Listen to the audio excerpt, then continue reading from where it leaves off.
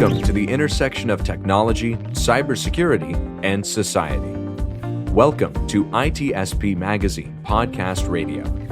You're about to listen to an episode of Through the TechVine. So be quiet, pay attention, and get inspired. There is one truth that is not told enough.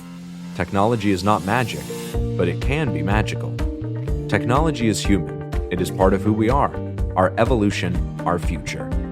Will it be a dystopian or utopian one? Well, that is up to us and nobody else. Knowledge is power, now more than ever. Blue Lava is the first business platform for CISOs to manage their security program. Blue Lava guides security leaders to effectively measure, optimize, and communicate their security program with confidence and ease in one platform. Learn more at bluelava.net.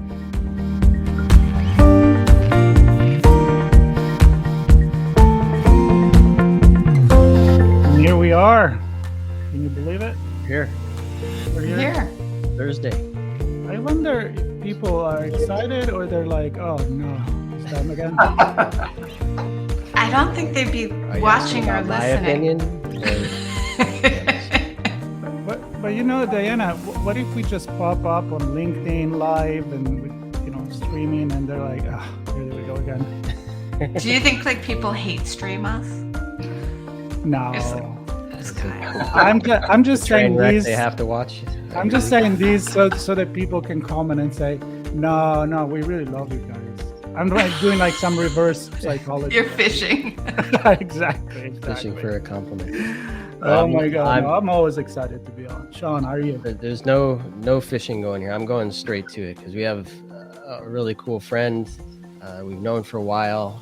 Introduction through another good friend, Casey Ellis. He's the CEO of Bug Crowd, and Ashish Gupta's with us today. Ashish, welcome to the show. Thank you so much for having me on again. It's a privilege to be speaking with all three of you. Yeah. This is good.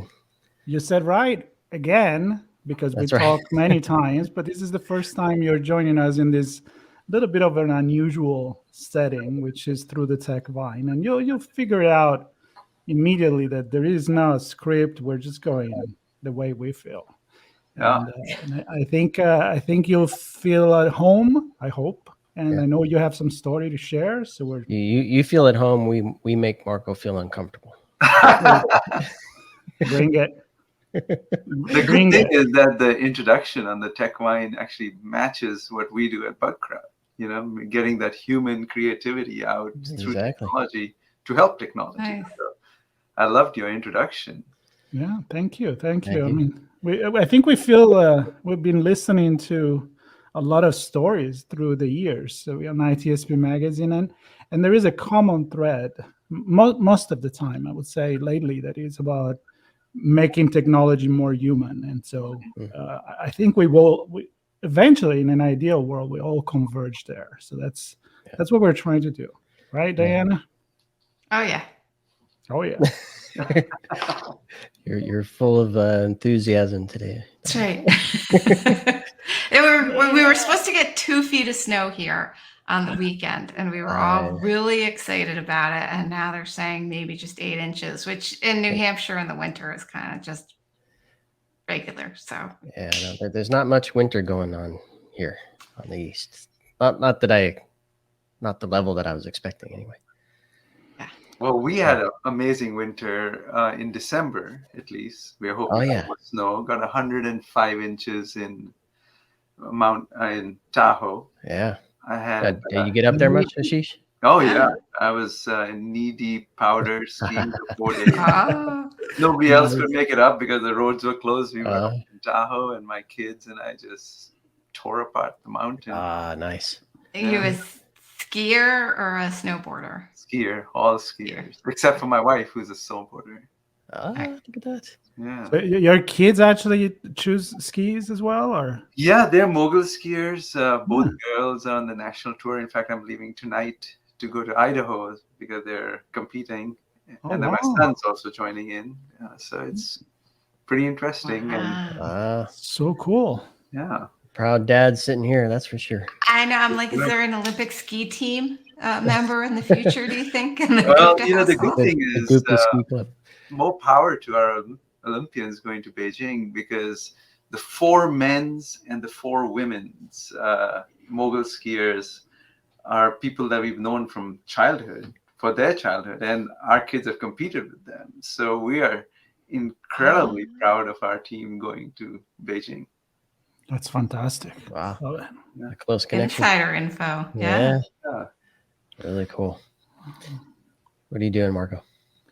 I am looking for a news. You're Why- You're not multitasking very well. You and I just call threw me you out of- under. You just threw me under the bus. Mind your own business. Calling you man. out. But you called yourself out because your news is nada. So That's I right. think you were already telling us. Maybe it's a technology. It's a Spanish technology news. It is.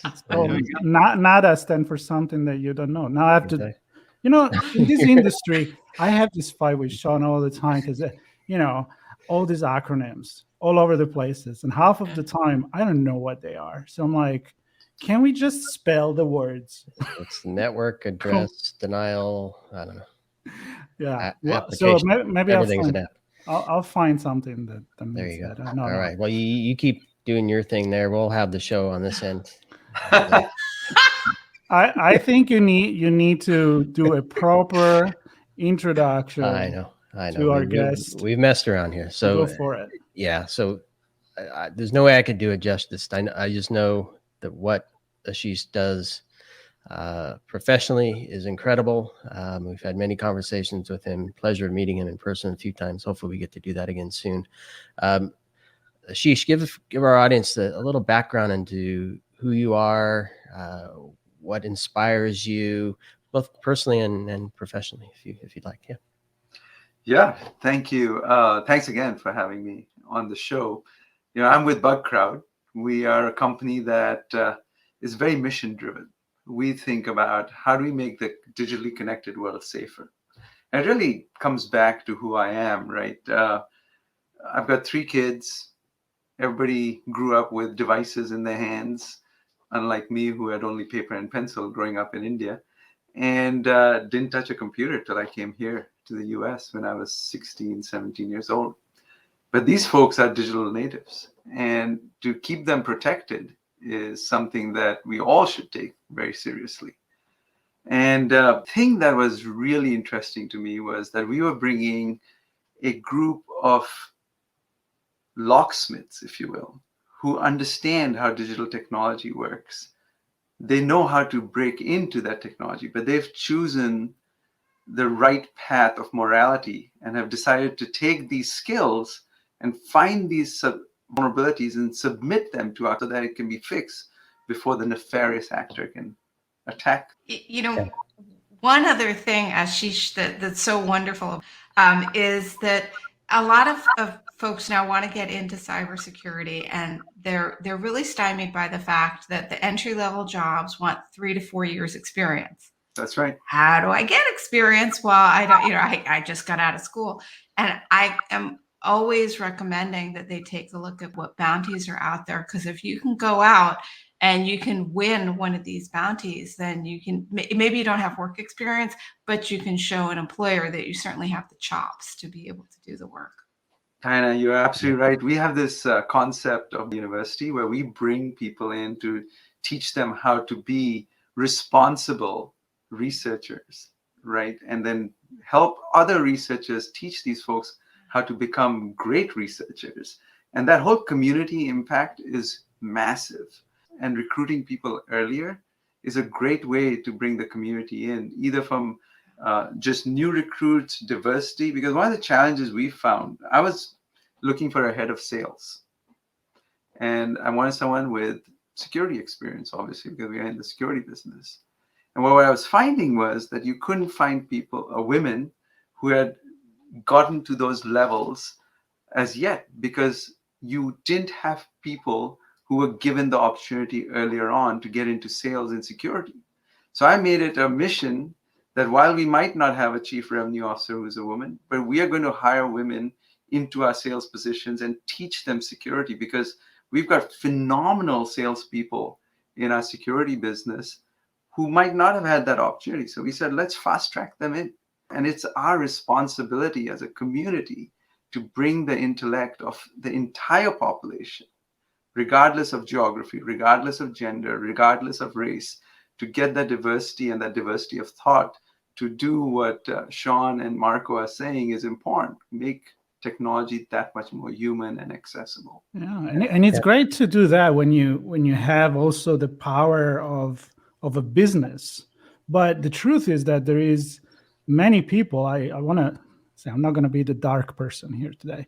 Many people out there that they do want to participate in contributing and taking technology, and many times there is not that equity, that opportunity everywhere. And I think I'm going through your story that I know Sean was fascinated by, and in particular, your dad. And so we're going to get there. So what I'm saying is, you don't have to do a lot. You can do just a little, maybe in your community, and that's going to make a difference as well. So this is, Sean, is my lead to. That's a great lead, and I'll further tee it up for you, Ashish, because when I saw the post on LinkedIn, I was like, okay, this is really what society and community is all about. Somebody recognizing some inequalities or some gaps in the community achieving its full potential because of whatever the situation is, finance or location or whatever it is, lack of technology or connection, whatever it is. And so your dad's done something powerful here and special. So I wanted you to maybe take a moment and tell us what he's done, because I think it really exemplifies the idea that we can bring people together and help each other, lift each other up. And I don't know if there's a tech angle to your dad's story, but anyway, take it away, Ashish. I want everybody to hear what you wrote about toward the end of last week. Thank you for the opportunity and the kind words. I'm absolutely proud of my dad and what he's done. You know, his mission in life from day one was democratizing access to things. And when you think about it, he was a freedom fighter during the British rule. And he joined the army to help get freedom for India because Churchill had said, if you go to World War II, we'll give you independence. So he said, okay, I'm going to take my skills and go there. And since then, and when I was growing up, he always focused on being a contributing member of society. That was his key. He would say that to us all the time. We would go to schools where there were blind children that they were adopted by the school. And he would stand for hours and give food. In those days, in the 60s, which wasn't even heard of. And we as kids would just stand right next to him and watch the tears in his eyes, my mom's eyes, and the kids' eyes, because it was the first time they were getting sweets that were brought to bear.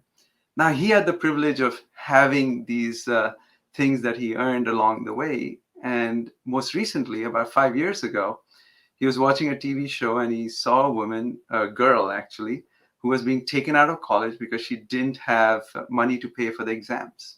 So in India, you get free education in a lot of colleges, but you have to pay for the exams. And instead of finishing the college, the parents who had no means were saying, why don't we just marry the girl off and let her start a family? So my dad calls this news editor, and who do you think would respond to a call from somebody they don't even know who's a news editor? But the news editor picks up the phone and says, oh, here's all the details, and what do you think we should do?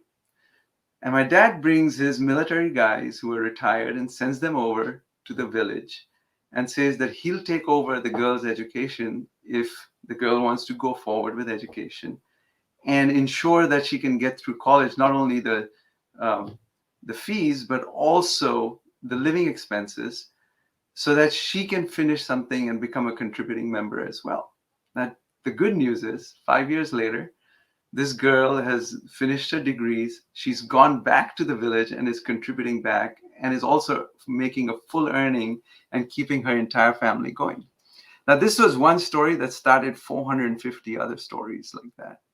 So he's got about 450 kids that he has the railway principals, the railway college principals, find children and provide him with the names and their characteristics, meaning their scores and where they are in the education system. And then he pays for all the education. Now, during COVID, interestingly, one of the kids said to him, because he ends up talking to them on WhatsApp all the time, and said, "That's so great that you're doing the exams, but we don't have food at home." So he changed his entire methodology to now start paying for food for the families as well, because a person who's always worried about food and the children and their families and their parents won't really focus in on studies. So he said, let's solve that problem set too. Interestingly, he's doing all this using his military pension. Not a penny of that is going from the US. He's taking all that pension and putting it right there to work. So talking about the government working with the professionals and the professionals working with the community to make the entire community get better. He's got students who've now started working at system integration companies like Wipro after they graduated, working in the railways, making real earning and contributing back. And it's a long tail, frankly, Sean, because all these folks will remember where they came from, and they're going to go back and contribute and pay forward as well. So I'm super proud that my dad's doing it. We do it as well because we're proud of our heritage, and we hope that everybody who listens here takes some solace in the fact that anything you do can be beneficial, and small, big, or just personal. Yeah, and this is exactly why Sean told me, like, hey, we have to share this story, because even if it's not really about technology, although I'm sure there was, if we start digging, maybe there is, you mentioned WhatsApp, right? A way to stay connected, and maybe 20, 30 years ago, we couldn't have done that. But I think that's exactly the thing, like that little thing that can make a big change in somebody. And you break that circle, right? As you say, if somebody is worrying, this is about evolution of our society too. Like you start developing artifacts, right? When you stop worrying about how am I going to put food on the table. So when your primary needs are exhausted, and that's an inspiring story. Absolutely. And yeah, Diana, I see you're nodding. Yeah, I know. One quick technology angle to this is that I'm very data driven. So 75% of the kids go into technology. So when they're being educated, I see. Okay, that's a good thing. It's not a requirement, but that's what they do. It's their choice. It's their choice because the jobs are plentiful. Secondly, about 60% of the students are women. Because my dad started this in memory of my mother, who was a teacher, and she's passed away. Beautiful. And he said, I need to have more women in the working world. And he's made that one of his missions. And it's actually working out really well, because all of these folks, boys and girls, have become contributing members of society.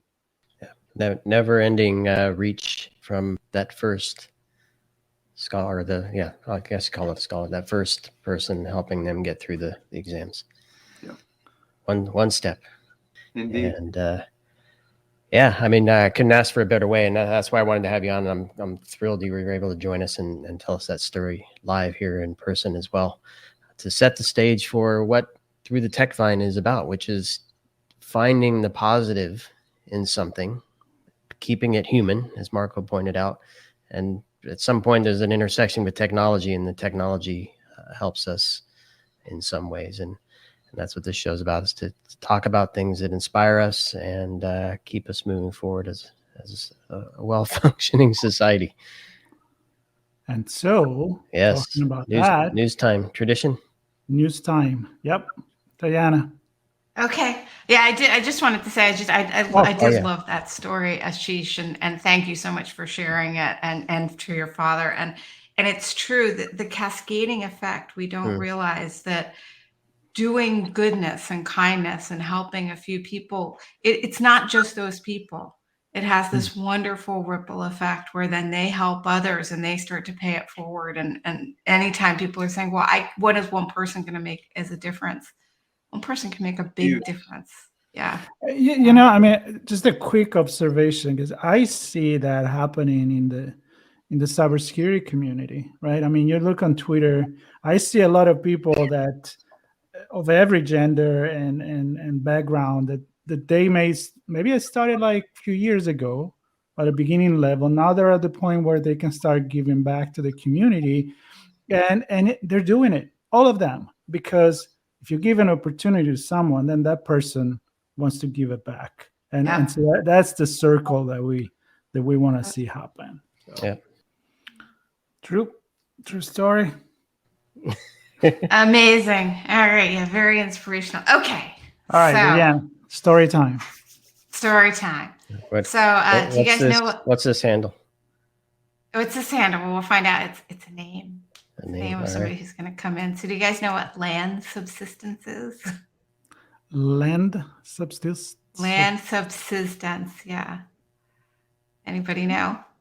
Give subsides for land. You've got it. It's when land subsides, and I can understand English. That's right. So when land subsides, what happens? It creates a sinkhole, and there are naturally occurring sinkholes that happen when water leaches out for various different reasons. And then the stone starts to crumble, and you see like a big sinkhole, like in a field. There may be looks like a big divot, and that's a sinkhole that's happening. There are also sinkholes that have things like that are called cover collapse sinkholes, and I think those are the ones that when we think about a sinkhole, that probably comes to our mind, because a cover collapse sinkhole feels very fast. And very impactful, because it'll be on a road, and you've got a road where cars are going over it. And then suddenly one day it's like, oh, it's a giant hole. But it isn't that hole happened overnight. What happened was the subsidence was occurring very often for human reasons. As we want more and more water to drink, especially in urban areas, we pump water out of the earth. So we're drawing the water away from the rocks. The rocks deep under the road are starting to erode and have less substance, less strength structurally. And then eventually, when we see what looks like, oh my gosh, the road just caved in, what's been happening is it's the erosion and the lack of structure has been occurring from the bottom up. And now all you've got is this little bit of asphalt. So boom. And that's when you see the cars sort of hanging over the edge. But they're scary and they're serious. And hopefully we're going to be better about our stewardship of the earth, so that we won't be creating the sinkholes themselves. But in the present, right now, we also need a way to know where this is happening, because we can't see under the roads. So it's very hard to know where a sinkhole might occur, and they can be very dangerous if they occur while people are driving over them.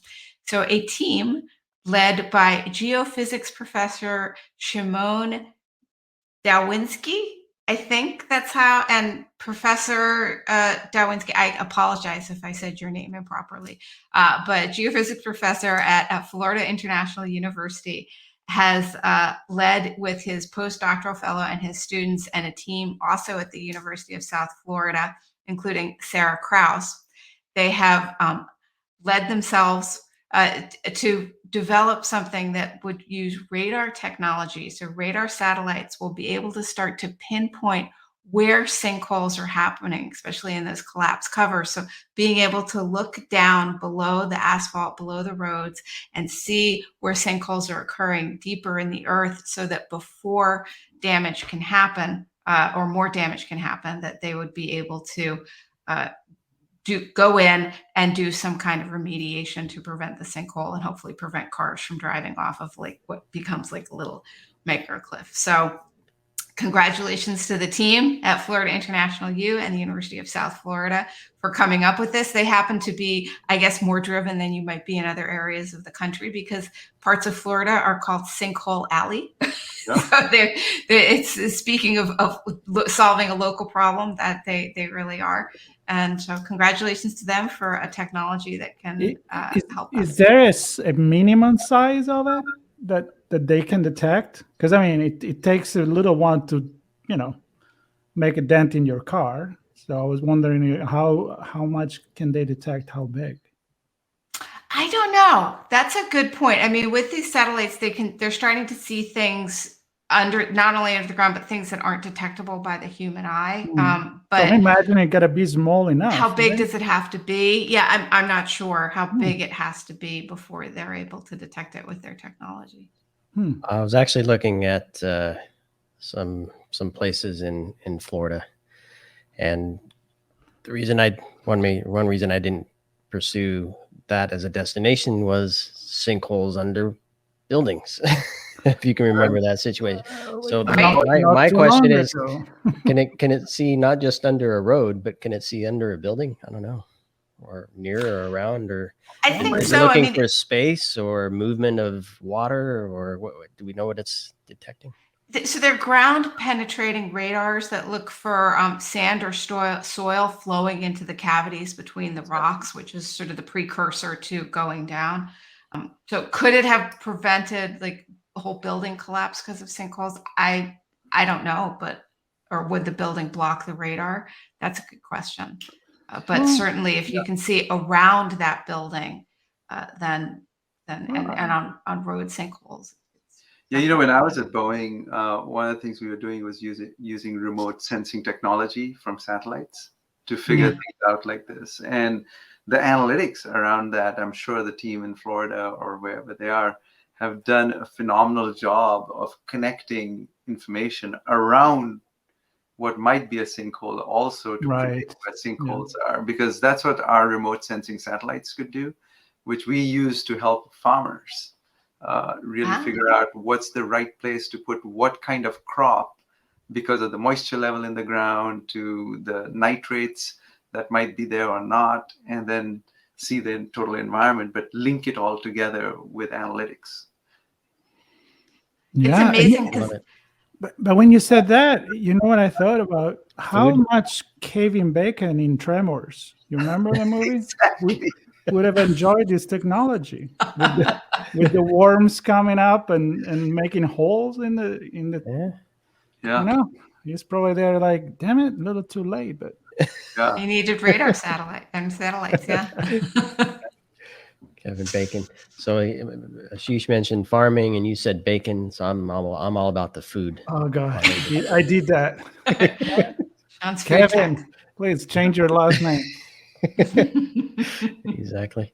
Yeah. So my thing around farming, India is a 95% farming community. Like when we were growing up, now it's become very techy.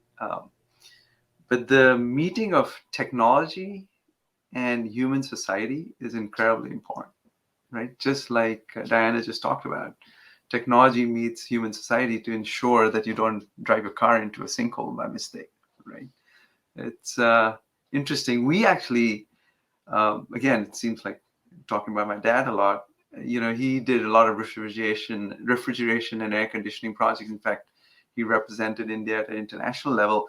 And one of the technologies he brought to bear was how do you get milk from the villages to the urban areas, right? India produces. You send the cow. Yeah, you send the cow over. There's a lot of cows.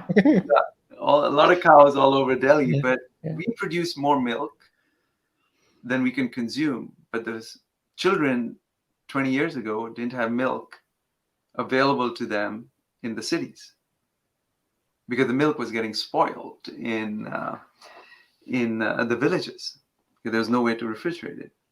So my dad came up with this technology with Sobi Sun Ice in Denmark. And the beauty is that we just inaugurated the second decade of the technology being there and the success behind it. If you don't mind, can I talk about that a little bit? Oh yeah, Please. Yeah, please.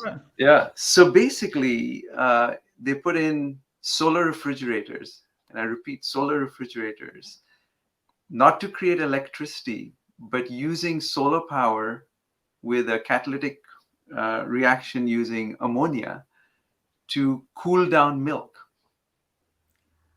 Now you can think about that. It's in a village where there's no electricity, and you're able to collect all this milk from the different villagers in a cooperative, cool it down to 4 degrees so it can be pasteurized, because 4 degrees is pasteurization. Now you can ship it for an hour, hour and a half, so that you can get closer to the village, from the village to the city. Then you do the same thing again, and you move it again. So it was called Project Flood, and we put these solar refrigerators all around the country. Started off with milk, now works with vaccines, kind of related to the whole COVID situation as well, and allowed us to create a flood of milk coming in to the cities. And the best part of it is created a multiplier back to the farmer, who now had a way to sell the milk, do things like education, improvement of the farms and things on those lines, which they previously couldn't do, and the benefit of others, where they could now drink milk because of this solar technology that was deployed to cool milk down. Wow. I have to force myself in, which I do quite a bit, because I said when I have to force myself over you, because do it, try it, go duking it out here. Mine is going to be super quick, because it's just following on what Ashish said, which is I was reading this news exactly doing the same thing in Africa. There is this company that does micro solar grid. And they were bringing these stories of how, because of the long distance and because of the lack of refrigeration, it was like these people, for example, going to get food to bring it to the village, resell it, make a margin, and at the same time feed the village. But they couldn't really bring the food they wanted because they couldn't refrigerate it. So they had to get dry fish, for example, which cost very little, and and people wouldn't want to even pay much for it. But then the moment that they could create this microgrid just to feed the energy to that village, then all of a sudden you have a refrigerator, and they can bring in fresh food, including milk, probably. So exactly right. Breaking it down, you don't need the big project. Sometimes it's that localized solution that can help. That's my news. I'm done. See ya. That's great. You're done. You did it. Yeah, there it is. There it is. No, I was just gonna say quickly that, I mean, this story like completely resonates with me, because I grew up on a dairy for a while, so I know what it takes to run a dairy and keep it functioning, and then there's a whole distribution of the results of the cow's work.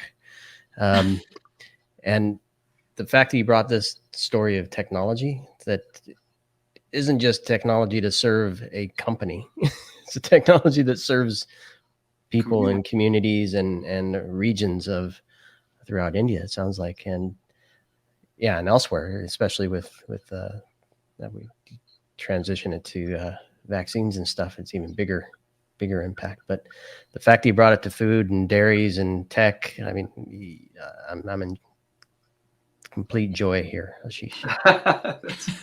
Talking about food, think about all the food that another part of our society, where we have too much, we throw it away.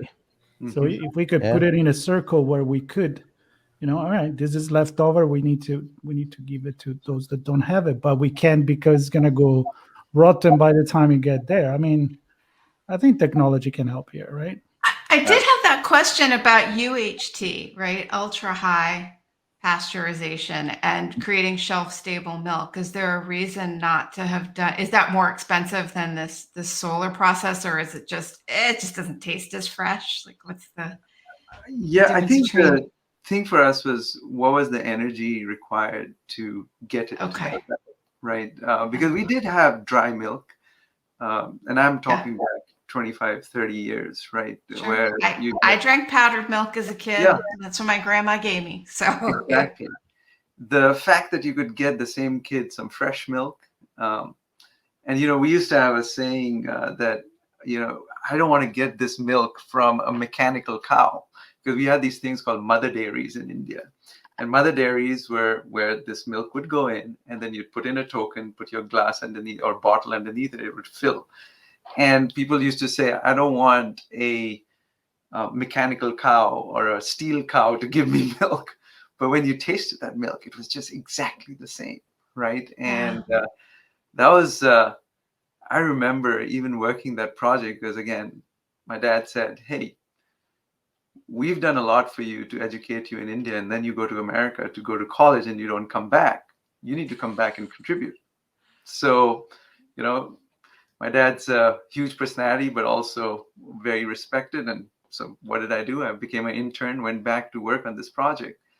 It was one of the most amazing things to see a child take that first sip of cold milk and the satisfaction in their face, right?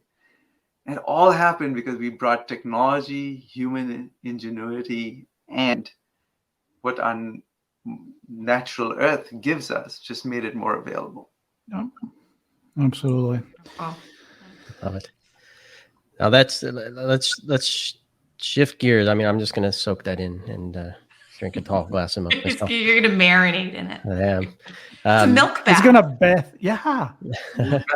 Wasn't Cleopatra that used to do that? I think so. There you go. Yeah. I remember going straight to the tank, opening the little spigot and getting it straight from just came from the cow to the tank. Did you ever get it straight from the cow though? I have done that too. So it's warm though. I like the milk cold. But,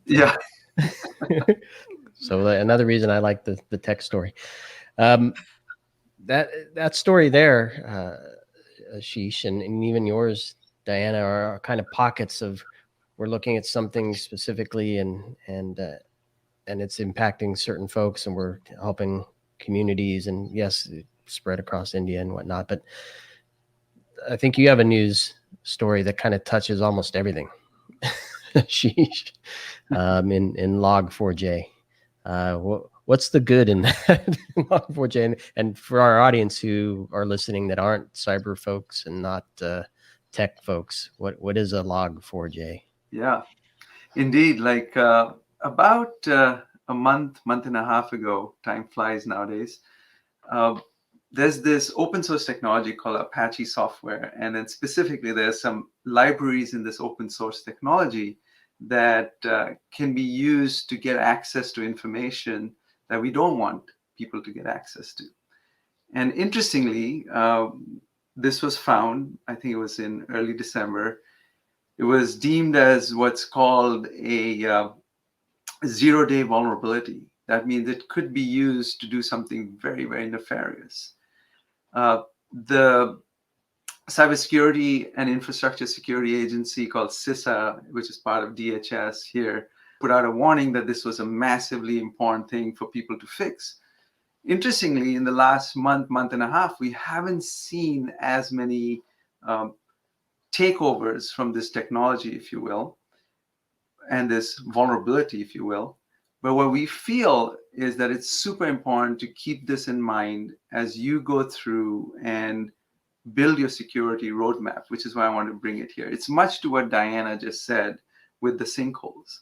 And what the government believes and what a lot of the cybersecurity experts believe is that because this equivalent of a sinkhole was found in the technology, there's some nefarious actors that might be waiting while all the other tooling is and the state of emergency is at high alert, just waiting for that to subside so that they can start making attacks happen.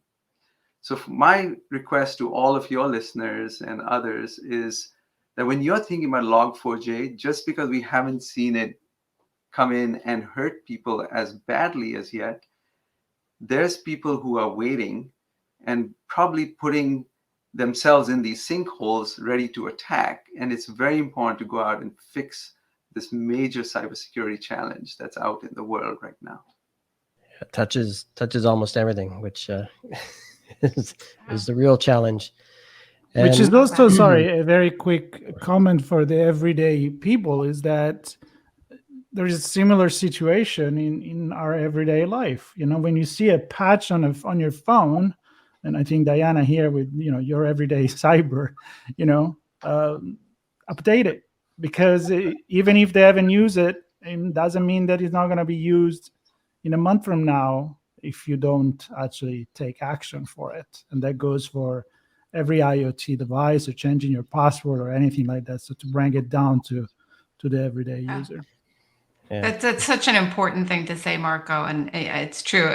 We always say, like, if the developer is asking you to install the patch or the update, because they didn't just push it out to you for fun. It's because there's some really good benefit, and very, very often that's a security benefit. But I remember when you were getting the new operating system or the update on the iPhone, is like people think it's just to change the look of it.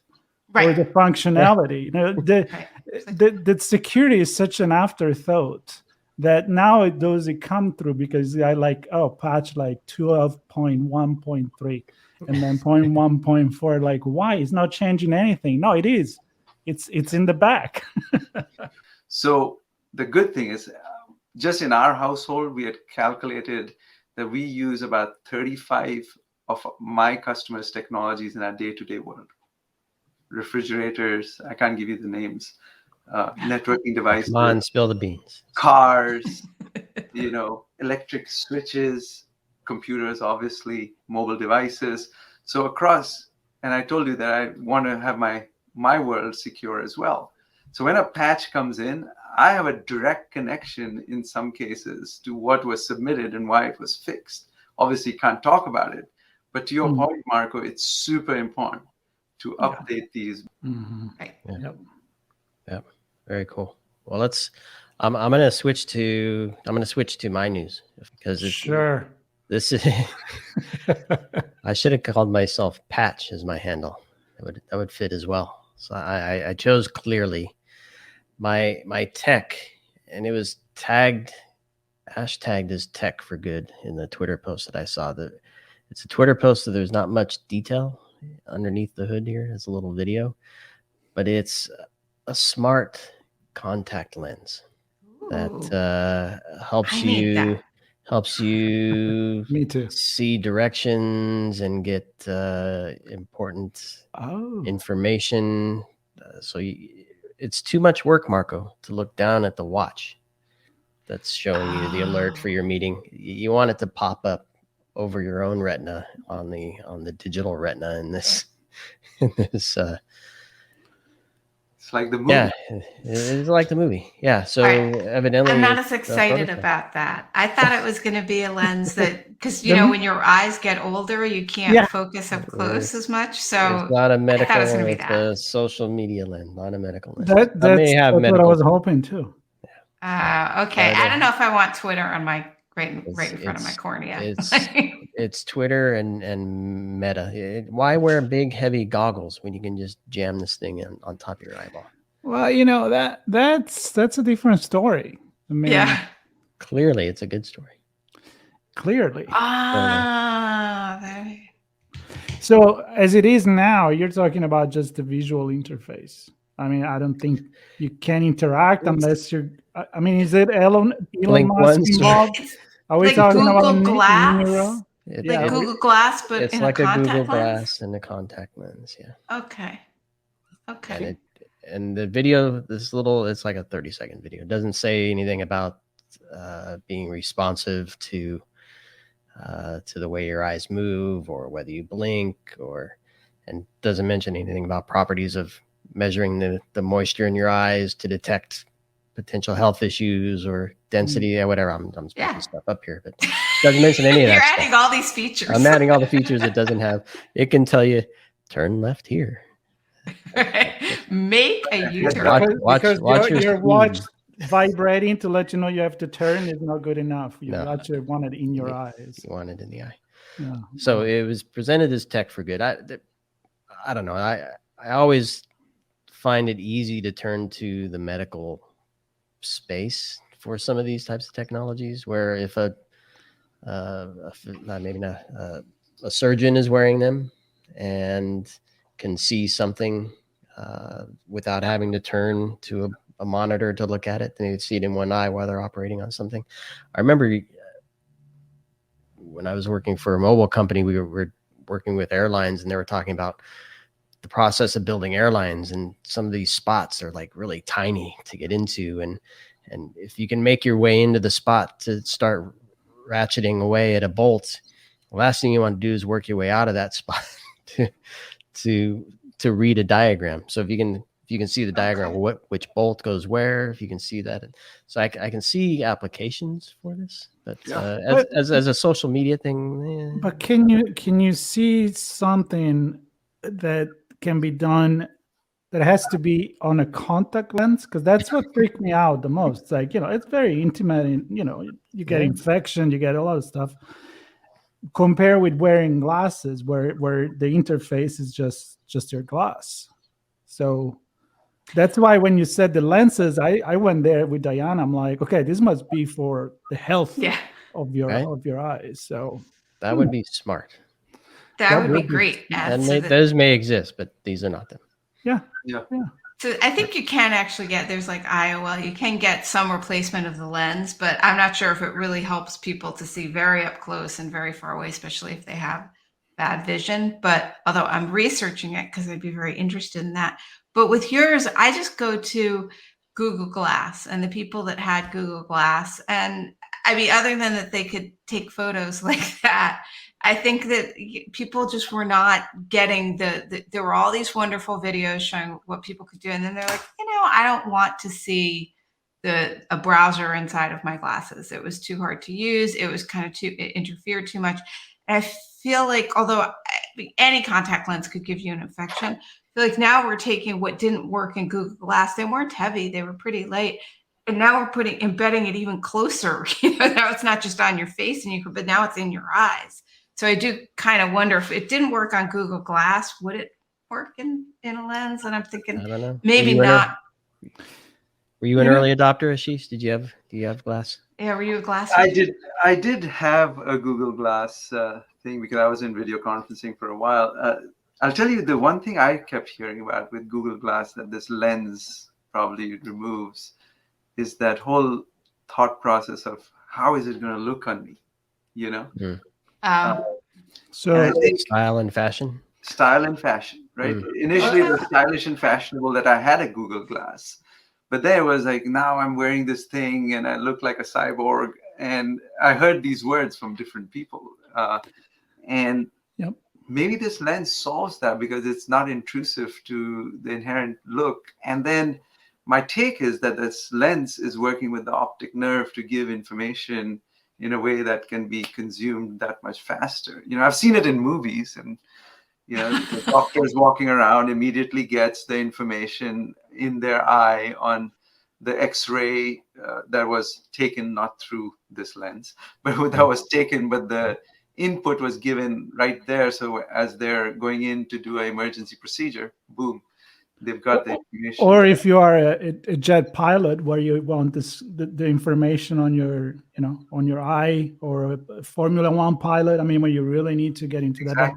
you know what you said about the Google Glass, I was reading a lot of articles that they were saying what you said, one of the reasons why it really didn't work is not because it was a bad idea. It's just that it's being received by the population as something that it was kind of weird. And so it wasn't really maybe the right moment. Maybe it wasn't the fashionable thing, because there was that intrusion in your life. Like, sure, we have camera in our phone, but you can see that you're pulling out the camera or your phone and you're filming a video. But that had like kind of like intrusion in everybody's lives. Like, is that camera on or is off? Are you filming? It was creepy. You'd see the glass wearer do that, and you're like, I know what they're doing. And people then just went away from it. So they never really embraced what the advancement of the technology was. Yeah. So that would be interesting to see what happened next when the new augmented reality glasses are coming, because there are other company now doing that. Yep. Facebook has the Ray-Ban glass. Oh yeah, we talked about that, about the Ray-Ban and Google and Facebook. That's a whole other story, because that kind of to your point, you don't even have to see them. I'm sure you can just talk to the glasses and Is the say, technology record that person doing something funny so I can post it to Instagram. Mm-hmm. Oh yeah, there's that. See, that's creepy. That was creepy with the glasses. But is the technology small enough? Because we have to have some sort of power source. We have to have a way to render, and also there's got to be communication, right? So you've got to have some sort of like Bluetooth or Wi-Fi or something so that it can get information from the internet. And they don't have the wire. They don't have the wireless down yet, so I think it's a wired. In your eye? Wired console. I'm joking. I think you lost us there. My eyes are scratching enough. You actually have to plug it in the wall, so your range is. It's an RJ45. All right, I'm gonna put my virtual reality glasses. I like that, an RJ45. That's a big cable. That's funny. It's like, it's contact lenses, but they come with a battery this big. And then you have to put it on your back. That's right. No, that's why I asked. It looks like the helmet that you put the beer cans in. That's why the opposite of unintrusive. If Elon Musk was involved with the Neuralink, where you can actually command everything you need to do from your brain, but the power source. That's a good point. Maybe the energy of your eyes blinking. Maybe you could use that, because your tears, because you can never remove it, so you're just sad constantly. Boy. Well, I'm sure that there's an application for it somewhere that's super useful. Oh, for sure. I mean, I can imagine the best application would be to give sight to people. Again, that I'm gonna go back with Diana to. You want to give me smart lenses? Yeah, they resolve a medical problem. I don't think I need that extra. And again, what is driving this technology? Yeah. It's just like a gizmo, or is really resolving a medical problem. Case. And a lot of times, some of these things are proof of concept with a grander vision, right? So they want to prove they can miniaturize a display onto the lens that somebody puts in their eye, and then the next step is maybe the reverse, taking information from the eye and then maybe augmenting that. So who knows? Maybe it's the first step toward that.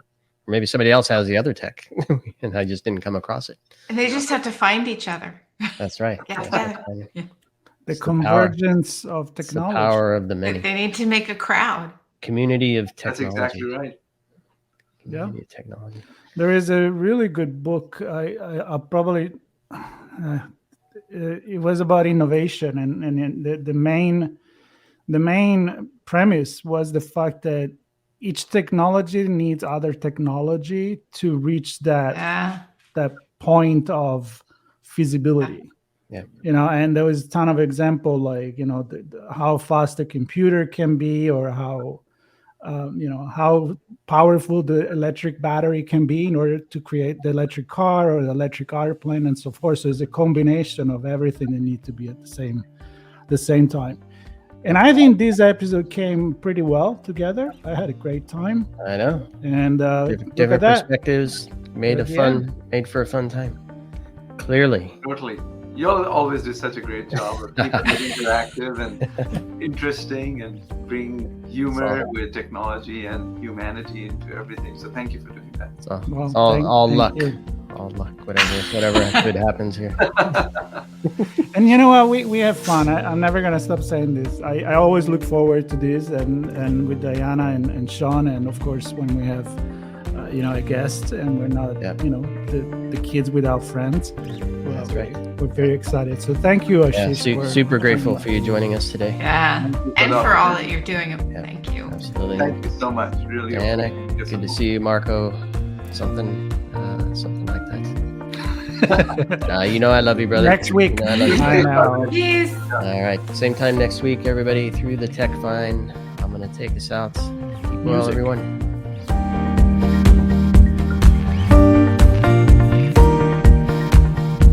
Blue Lava is the first business platform for CISOs to manage their security program. Blue Lava guides security leaders to effectively measure, optimize, and communicate their security program with confidence and ease in one platform. Learn more at bluelava.net.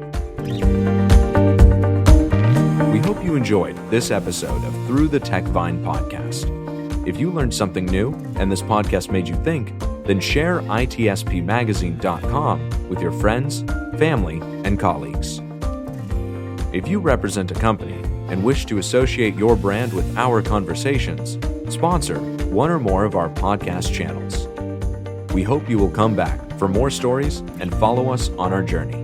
You can always find us at the intersection of technology, cybersecurity, and society.